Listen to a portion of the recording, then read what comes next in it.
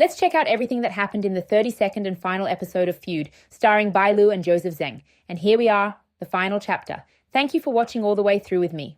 The episode opens with that inevitable air of melancholy after so much pain and so many battles. Many are wounded, both among mortals and immortals. But little by little, each character begins to follow their own path, and most of them find happiness. And just when we think Yue is going to use the time artifact, the time goddess herself appears with a warning. Going back in time doesn't mean you'll be able to change it. Every cycle has causes and consequences that are already set. But Yue decides to try anyway. The first thing she does is return to the past and try to change the villain's fate. She comes back to the present, and nothing has changed. That's when Yue understands. When she changes the past, she doesn't change the present that's already happened. She only creates a new variation of the future, one that's not for her. So instead of changing her own fate, she begins to rewrite the futures of others. First, she gives a second chance to the doctor and the demon, letting her find out he had always loved her.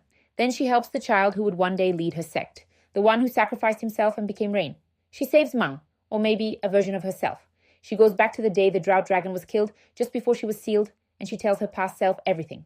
About the baby, about Bai taking her punishment. And in doing so, she creates a version of herself that will live happily with Bai and their child. After all of this, Yue returns to the present, knowing she's done what she could. She hands leadership of the sect to Zhang. Yes, that Zhang, the eternal annoyance who finally found his place. And she leaves. She leaves to find someone.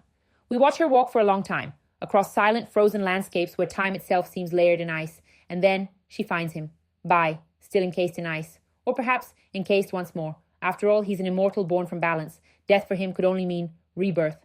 She steps forward and touches the ice. He's not ready to wake, so she waits. The time goddess appears again, showing that time has passed. And finally, Bai thaws and opens his eyes. Yue welcomes him with a kiss. After all this time, she finds him again. And it's impossible not to notice this is exactly how they first met. Cycle closed, or maybe begun again. The end. So, what did you think? A little philosophical? A little sci-fi, right? Were you expecting more? Personally, I loved it. To me, it ended perfectly. No loose threads, everything this story needed. Love, pain, redemption, and eternity. And of course, Bai Lu and Joseph Zheng were absolutely incredible, as was the entire cast. Tell me in the comments what you thought of this ending. Get ready for the next drama we'll dive into together. Like, share, comment, and follow me so you don't miss another unforgettable story. See you next time.